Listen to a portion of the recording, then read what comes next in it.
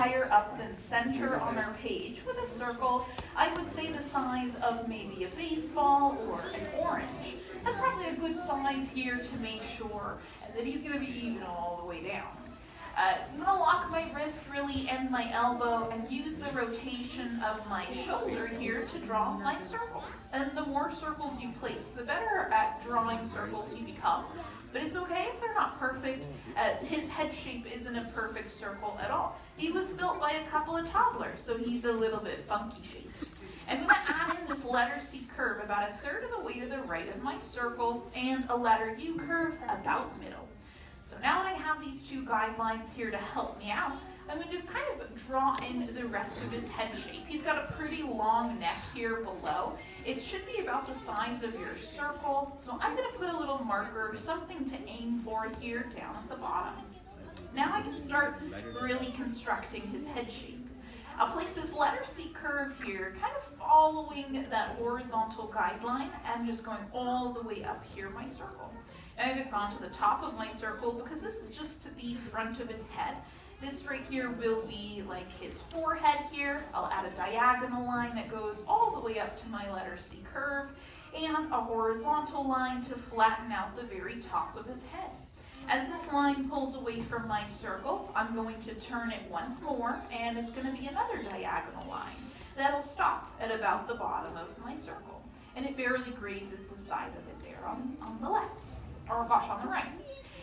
From here, I want to aim for that marker that I placed at the bottom of my page. This will be the length of his neck. And we don't want super dramatic lines here for the back of his neck, so I'm just adding a diagonal line. It's probably got about the same angle as that one. It's just a little longer. And connected to that letter C we drew at the beginning, I'll add one more diagonal line, and this right here gives us the full length of Olaf's head and neck. It's pretty long, but we want to kind of round this shape out. He is a snowman after all. He's not going to really have any sharp corners or flat lines. So I've added more of a letter U here down at the bottom, and any sharp corner that I see, I just want to make sure that it's got more roundness to it. Now this right here is a good starting off shape for his head. Obviously he is missing his little beak here, so we can add that in next. Now his beak kind of connects to this letter C curve that we started. So I'm going to add a rainbow curve here, this waterfall shape that curves down and away from my original circle. Once I get to the bottom of my circle here with that rainbow, I'm going to flip it around and add a very, very stretched out letter U curve here. That'll go all the way back inside of his head shape. And this right here, this beak, is actually part of his original design. Olaf was once upon a time supposed to be a penguin. However, when the team really kind of figured out where they wanted this film to be, where the setting was, I believe it was Norway, and they realized that, well, Norway doesn't really have penguins, so they had to change it up.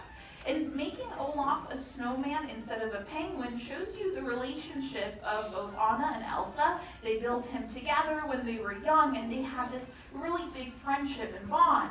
He disappears throughout the majority of the growing up scenes, and you can see them kind of get more and more separated. They're less of friends, and then eventually towards the end, he comes back and helps them reconnect. So it really is like a sign of their friendship, their connection, their sisterhood. So we've got that big smile there on Olaf. The last thing he's missing here for the snow portion is actually his big buck tooth. Now his buck tooth here sits right in the middle of his smile. I'm just going to add a little marshmallow type shape here, kind of poking out from below. Now Olaf here is a comedic character. Really, he is all there for just fun and for laughs, and that's why he has that buck tooth. Buck teeth in general in animation are a sign of comedic characters. Can you think of other characters that have buck teeth and are funny? Chip and Dale. Chip and Dale, absolutely.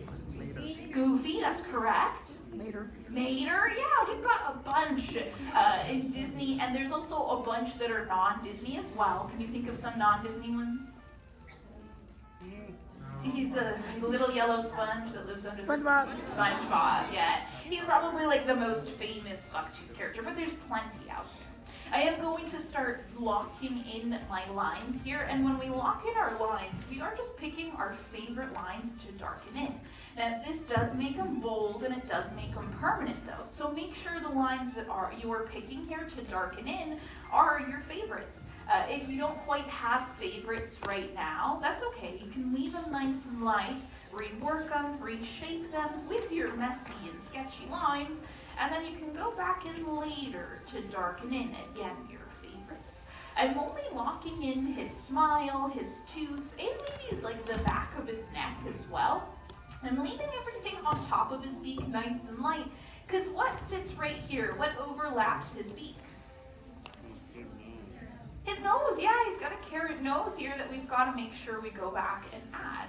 I feel like that's really what makes Olaf look more like Olaf, unless like a regular snowman. I mean, regular snowmen have carrot noses too, but it's special when Olaf has it. And Olaf's nose here, I like to start it off as like a football shape, but you can kind of change this up. If you don't want to give him a carrot nose, maybe you're a big fan of his candy cane nose, or the summer sausage that he gets when he tries to find Anna and Elsa traditions for Christmas. You could definitely add whatever shape nose in there you'd like, really whatever. Anything. You can kind of get really creative here when it comes to his nose. I'm keeping to the carrot look here, so I started with a football shape, and now I'm just going to go back in and add more like bumps to it. Now, a carrot that I'm going to draw, I kind of want it to look like he just pulled it out of the ground. Maybe it's like organic, you know, like he probably got it from like Sprouts or something. I don't know. So I'm going to go in here and just add a few bumps here to that carrot. Sometimes your carrots might look like croissants, but that's okay. You can have a croissant nose. Who knows? It's really all up to you. But once you have a few of those lines in there, we do want to add some contour lines next. And contour lines will make the nose look like it's more round in space. Now those, I'd like to just add these letter C curves kind of coming down from the top of the carrot as well as from the bottom, and they definitely don't have to connect at all. I just feel like this right here makes my nose look a little bit more round in space. And because it is an orange nose, I'm going to add a little bit of tone, a little bit of shading here to that nose to really help it stand out against all the rest of that white snow. But once you have his nose here on your page, you can lock in the front of his face here as well as the front of his beak. All of that is now officially permanent. But now we are definitely still missing his most expressive feature, his eyes. So let's go back in and add those in as well. Now those will sit right on top of our horizontal guideline here, that big letter U, and his eyes are these very large circles, and I like to have them pretty close together. This is another comedy aspect that a lot of characters will have, and that's their eyes sit pretty close together. That's how you know they're kind of funny characters. If their eyes sit wider apart, oftentimes that just means that they're smarter. So I'm going to go in here, add in my two circles pretty close together. This one was more of a rainbow. I didn't really have much underneath that carrot nose to draw. And when I go back to lock in his eyes, I'll just thicken up that lash line, that top rainbow here of his eye. And this gives him eyelashes without making them super dramatic. But has anybody seen the Olaf Presents shorts?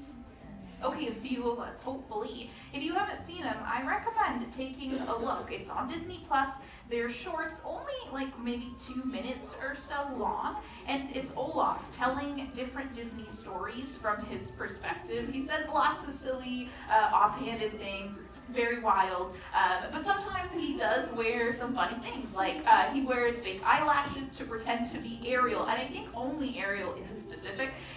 He's worn like lots of feathers around his face to pretend to be Simba, wigs as well to pretend to be different Disney princesses. So you can kind of get a lot of creativity and a lot of ideas from those shorts as well. I'm going to have his eyes here kind of looking forward at his nose, and his eyes are these two circles here. But you can change up the shape of them. You can make them hearts, stars, snowflakes, the list goes on and on. Do make sure though whatever shape you add for his pupil, you block it in and shade it in nice and dark, because the eyes are really where you build your connection with your character, so it's very important that they're the darkest feature on your page. I'm even going to add a little rainbow curve here right up against the bottom of this right eye to make it look like he's smiling so big he's pushing his cheek right on up into his eye. And right above those eyes, we just need to add in some thick eyebrows here for him. His eyebrows are taken directly from his voice actor. Does anybody know who that is? Josh Gad. Josh Gad, that's correct. And that's one thing that in animation, a lot of the designers will try to do. They'll try to put a little bit of the voice actor into the character. Sometimes they look alike, sometimes they act the same as they did in the voice booth. But for Josh Gad, they noticed that his eyebrows and his face were super animated. So they gave Olaf Josh Gad's eyebrows. So you want to go nice and thick here. He doesn't have penciled in eyebrows. As well, Olaf does have some sticks for hairs, so that's what I'm going to give him. But like I said, you can give him an Elsa braid or some very, very long Rapunzel hair. This is kind of up to you here. You can take so many creative liberties and make this Olaf your own. If you're going to draw in the sticks here, I would recommend kind of thinking of them as like letter Y's or letter F's here as well. And this just kind of makes them look a little bit more unique. And very much like Bedhead, he's definitely supposed to look like he just woke up like this. But once you have the stick hair on your page, that is really the last thing that you need for your very own drawing of Olaf. So find a spot on your paper and sign your name nice and big and proud, so we know whose Olaf this belongs to. All right, and in the end, how'd y'all do? Okay, we are stunned into silence by how amazing our Olafs turned out. You guys are like, I've never drawn such